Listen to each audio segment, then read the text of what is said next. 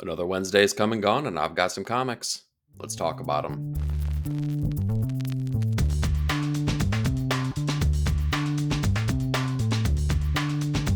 Hey, welcome to 9 Panel Grid. This week, we've seen spectral lawmen, metaphorical descents into hell, and made up celebrities. But we're going to kick things off this week with Batman and Robin Year 1, Number 1, written by Mark Waid with artwork by Chris Samney. So let's stop right there. Waid and Samney on a book together again. Pure magic, right? They've done great work in books like Daredevil and Captain America and Black Widow, and now they're getting to play within the pages of DC Comics, and I kind of love it.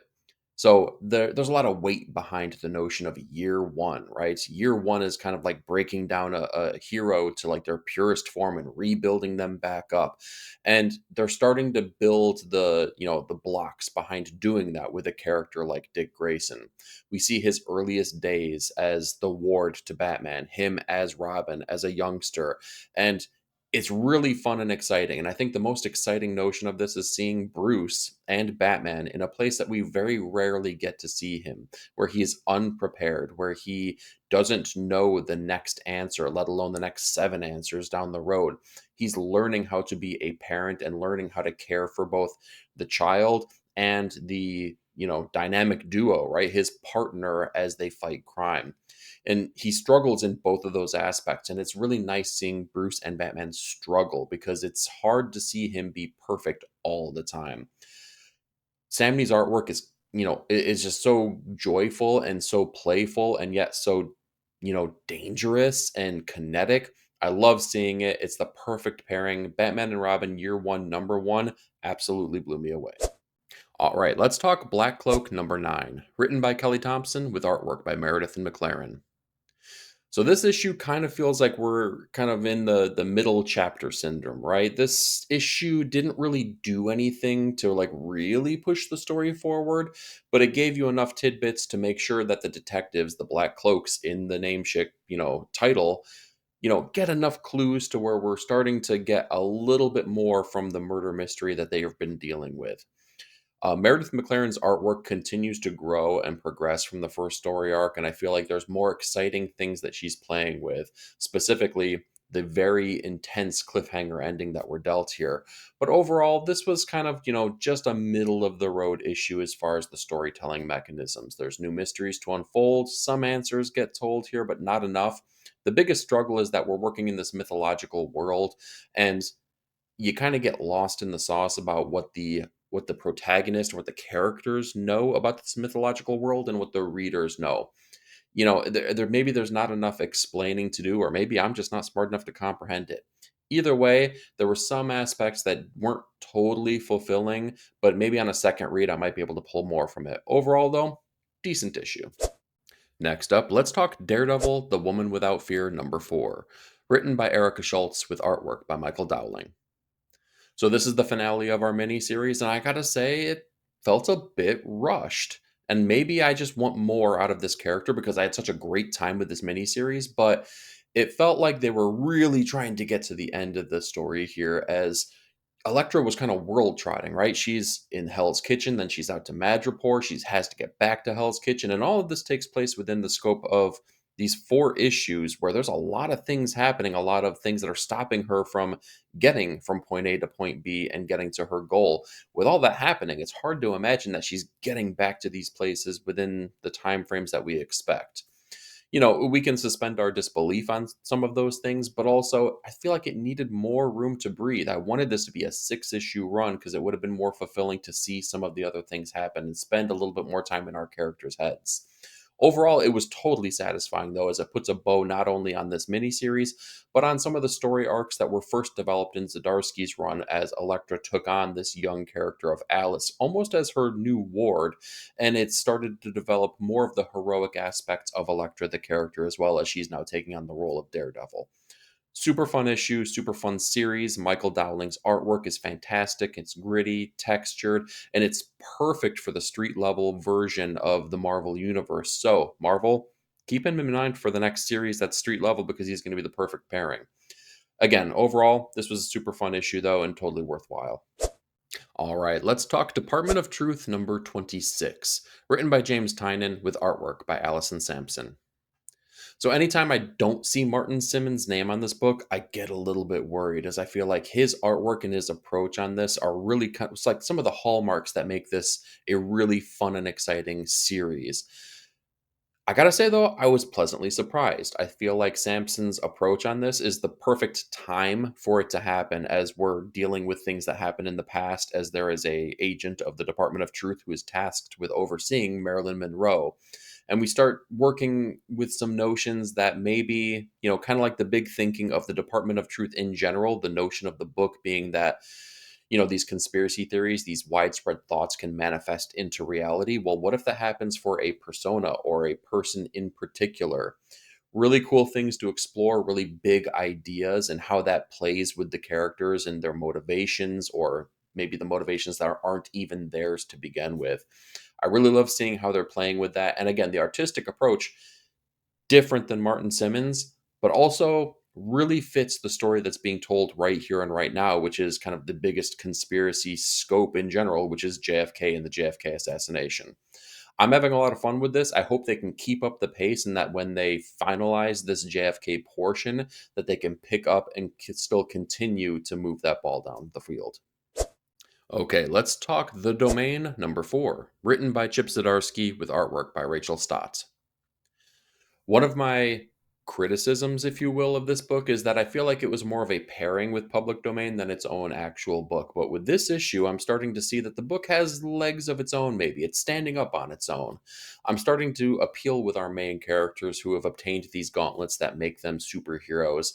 And they're starting to work together and understand their power sets. But most importantly, I'm starting to care for the characters as they are. They have their own personalities, their own motivations, if you will. And I really like to see them play off of each other as some of these, aliens come back to get their technology, or some of these villainous characters come back to try to obtain it for their own purposes. The one thing I will say is that both of the alien subsets of characters, right? The quote unquote heroes and villains, they're written in a very similar way, so much to the point that you really can't tell the motivations of either set of characters. Are the villains truly villains? Are the heroes truly villains? Maybe this is something that, is set up to kind of turn on itself later on down the road. Time will tell on that. But as it stands right now, it's really hard to understand what side of the line either one is truly on. But again, that makes for an exciting issue, and it makes for an exciting thing to think about for our main characters as these issues progress. So overall, I feel like The Domain as a series is growing into itself, and I'm really excited about that. Next up, let's talk Epitaphs from the Abyss, number 4, the anthology series written by a variety of writers and artists. This series now has felt like a diminishing returns, basically, as each issue that's come out now has kind of almost let me down in some way, shape, or form, more so each and every time. And this one really didn't do anything for me. I feel like the stories that were told here were really reliant on the twist endings or the big surprise that they had to play out. And all of those big surprises and twists were really kind of middle of the road, lackluster things that you saw coming a mile the way. The introductory issue, particularly revolving around the kind of Wendigo ape kind of creature that our main characters were after, some of it was fun and exciting and the twist was good, but the journey getting there was a little bit ho hum. The artwork on this issue was actually good though. I feel like each issue had its own stylistic choices and they were different from one another, to where it was kind of fun at least living in these different worlds. But that was the high point of the issue, where the story, the narrative, I feel like let the book down each and every turn. So overall, Epitaphs from the Abyss this week was pretty skippable. And with a new premiere issue, let's talk Mystique number 1, written and drawn by Declan Shelvey. So when I saw Declan Shelvey was attached to a Mystique book, I thought that this was going to be an opportunity for something really fun and exciting, as, he's kind of, made a mark for himself working in like almost spy thriller adventure type of stories. So the notion of Mystique doing those kind of things, which isn't new, was still going to be fun. This issue, though, kind of let me down a little bit, as the things that they're playing with and the ideas that are being played with they don't really hit home for me. We're dealing with characters that have been introduced into the Marvel Universe truly and solely as a way to appease fans of the MCU, particularly Nick Fury Jr. And I just don't have any ties to those characters, and I don't have any reason to care about them. And the reason that they're drawn into this book, again, doesn't do anything new for me to make me enticed to see what's going to happen next. Again, the character of Mystique, the notion of this should be a lot of fun because she can be and do whoever she wants to be and do whatever she wants to do with those power subsets. And it's toyed with just a little bit, but it's not really played out to the fullest. I do like some of the aspects of this where they kind of turn the aspect of its head where, Mystique turns herself into the same person that she's trying to get after, and the other people don't know which one is which. They toy with that idea, and there's a little wink and nods, that kind of stuff. And I appreciated that. I'll give him that. But it wasn't enough to really drive the story home. So overall, Mystique really didn't do a whole lot for me. All right, next on the list, let's talk Prairie Gods #2, written and drawn by Shane Connery Volk. So I had actually skipped issue #1 of this. However, I had to go back because when I saw issue #2 on the stands, the cover was just so bold and striking that I had to see what was going on with it. And this is an anthology series that's all based around kind of the supernatural happenings of this town, Broadacre. This issue toys with the Western genre as our lawman basically has these supernatural powers, and he's going off into the desert to track down the villain that he needs to bring back into town. And I gotta say, it totally blew me away. This was a fun and exciting issue with our main character really taking on that Lee Van Cleef type of role. And it just fits so perfectly with the art style, which evokes so many feelings of Sienkiewicz with the panel layouts and the page layouts and the pacing. It was just so great. Everything was said super gritty, but really thoughtful ways of the way that they designed every single page and page turn. It was totally worthwhile. Again, this is an anthology series, so each issue is a standalone. With this issue, though, it was totally worthwhile. It tells the story that you're expecting, or I shouldn't say that you're expecting, but that you really want. It's satisfying. It gives you all the pieces to tell that complete story. And going back to issue #1, I'm happy to say that one did the same thing in a totally different genre. So if you're looking for something new, something bold, and you're definitely having an eye for some artistic stuff that's maybe outside of the vein of traditional comic book art, give this a try because I think you're going to be pleasantly surprised. Well, we've dealt with premiere issues. Now let's talk a finale with Profane #5, written by Peter Milligan with artwork by Raul Fernandez. This does a really good job of putting the bow on the story of Profane as we're dealing with this character, this fictional detective character who's drawn into the real world, the nonfiction world. And for an issue #5, I was totally surprised by the fact that we're now being delivered things about this world that we thought maybe were surprises that maybe aren't surprises. There's new mysteries, there's new things to explore within this world as now we're starting to figure out, even though we thought maybe this was a one off where this character was drawn into the real world, the greater society and especially the law enforcement agents actually have a whole division set up to deal with fictional character and fictional character crimes. So apparently, this is something that can just generally happen. That's a cool idea to explore. And they're doing so within the finale, which makes me think maybe Peter Milligan has some more ideas for different characters that can play within this greater universe. As far as putting the bow on this one, though, I think he does a really good, satisfying job at telling the story that he set out to tell, which delves really heavily into the tropes of detective type stories, especially detective noir type stories. Down on his luck, hard luck detective character. You know, he plays with the ideas, but he does so in satisfying ways where he goes down the path that you expect him to go. And, some of the things happen that you expect to happen, but it's done so because he is a character of fiction and we know the way that these stories play out. A lot of love and care behind the ideas, though. So I appreciate what Peter Milligan was doing. Was it the most high concept thing that he's ever delivered? No, not necessarily, but it was totally satisfying. So Profane overall was totally a good book. Next up, let's talk Spider Man Reign 2 #4, written and drawn by Kari Andrews. So, first things first, Marvel, if you're listening, just give ASM to Kari Andrews, because this is the most fun, exciting version of Spider-Man that I've gotten in such a long time. This is what I'm looking for out of a Spider-Man book. Make me care, make it be fun, and make it something that's worthwhile. That's not something I can say that we've gotten from ASM for a long time now. So come on, guys. You know you can do it. Let's do it. Talking about this book in particular, though, it is such a love letter to 90s. I keep saying that over and over, but where he was talking and evoking like all these ideas about like Miller Varley in the original series, Spider-Man Reign. Reign 2 is all about the 90s and McFarlane and energy and dynamic ideas. Every single page turn is a love letter, that kind of thing. And it's a love letter to the 90s in the best way possible, as it's not all about gatefold covers and like, like splash pages that are held up vertically.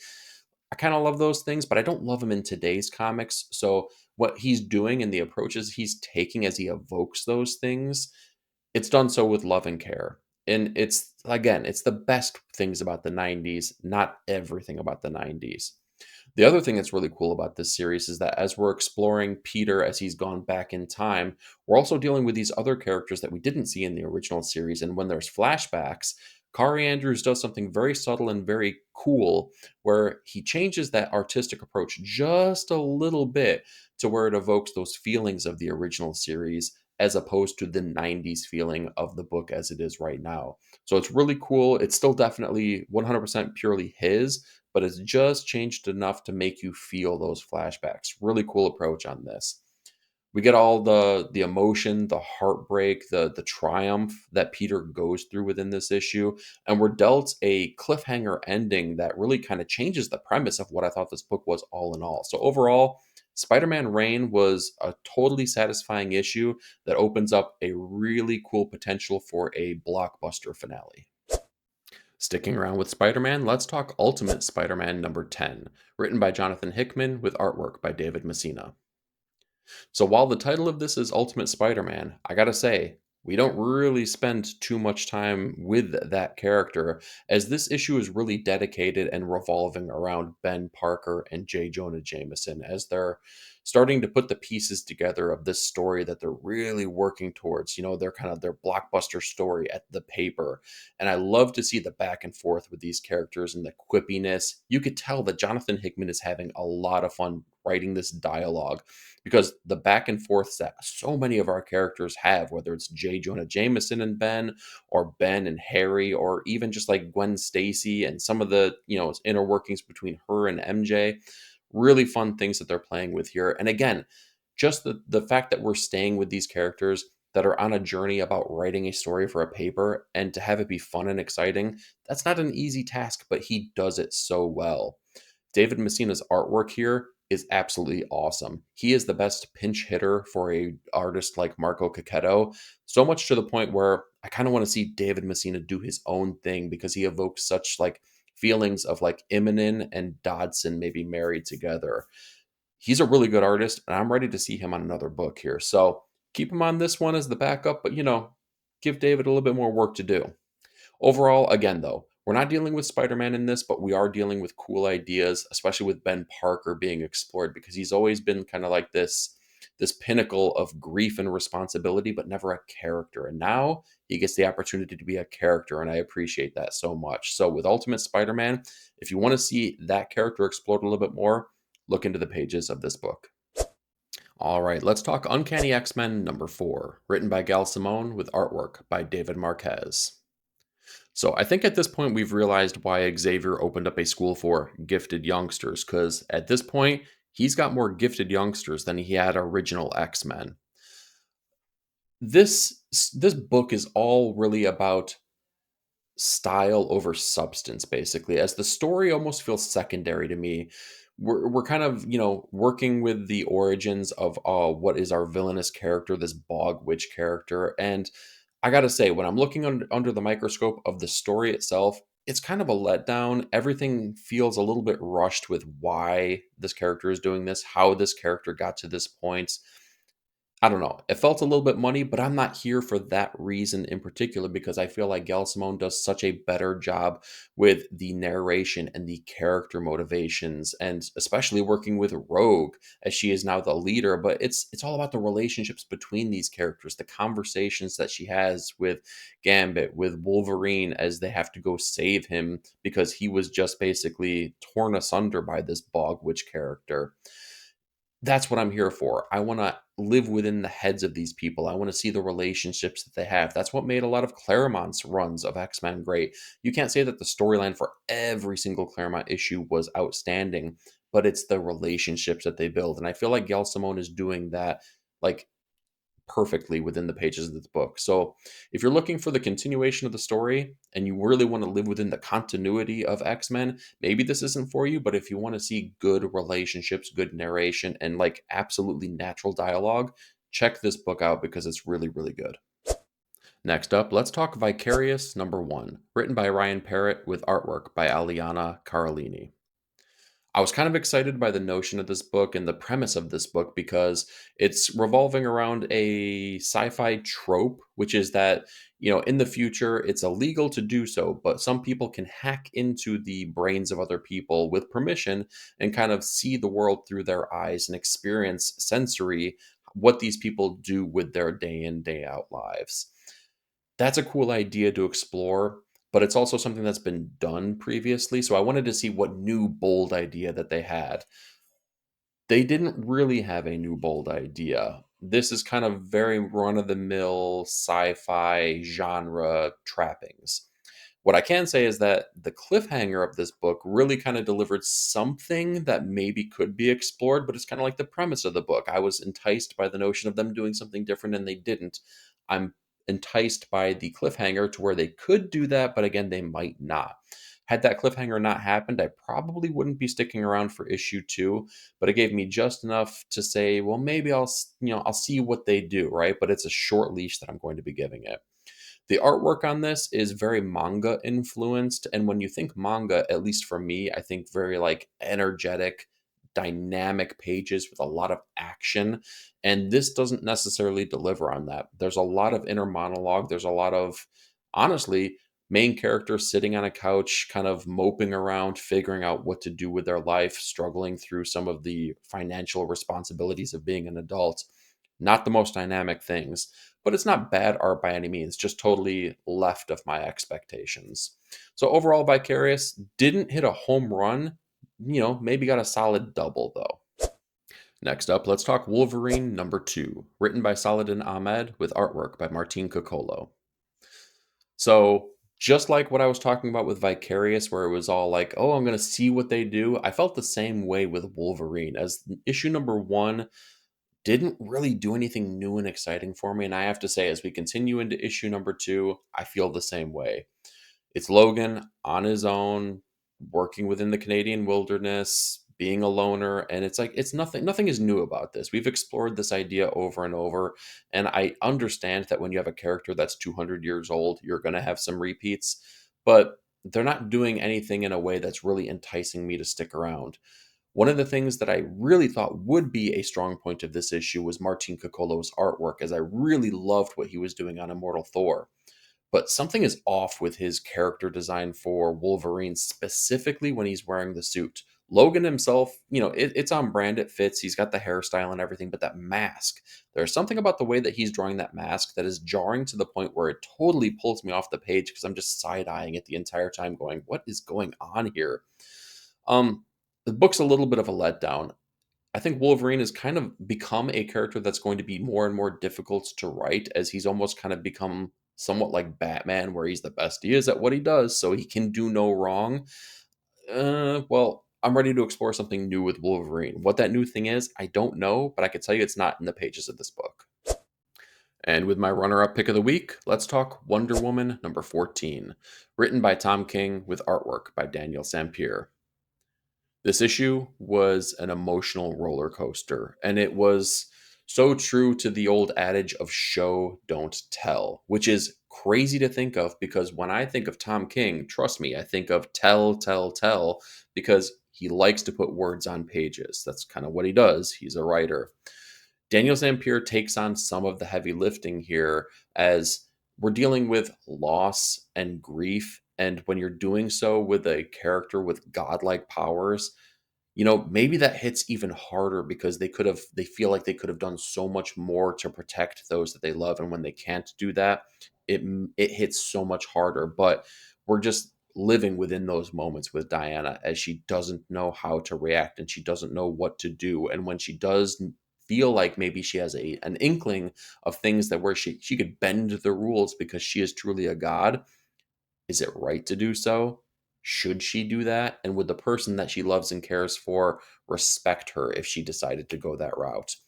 So many great ideas that are being explored within this book. Tom King does a fantastic job at delivering all those things. And again, married with Sam Pierre's artwork, it truly is an incredibly emotional issue.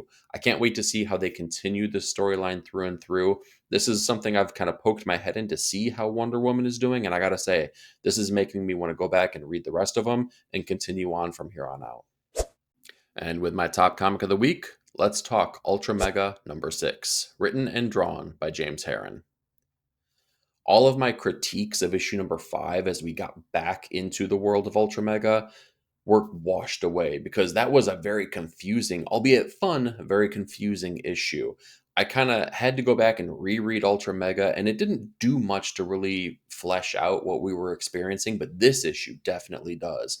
We understand the motivation behind the kaiju, the backstory of the monsters, why they are attacking, what's coming down the pipeline, and how that all works within our main character, who is now a gigantic head that's being rolled around basically, and how he even got his powers originally, and all of the different workings behind this world and this story. And now that I have those in my head and I have a full understanding, it's just so much easier to sit back and just take in the gorgeous artwork of James Harren as he plays with every idea that you possibly could within this book. The body horror is there, the fun, energetic, kinetic, fight scenes are there. Like the highly detailed work that he does, everything is on display here. James Harren, this is a 100% pure James Harren book. So if you love his artwork, this is something that you're going to want to just like take your time with and flip every single page, because him paired with a colorist like Dave Stewart, man, they just work magic within these pages.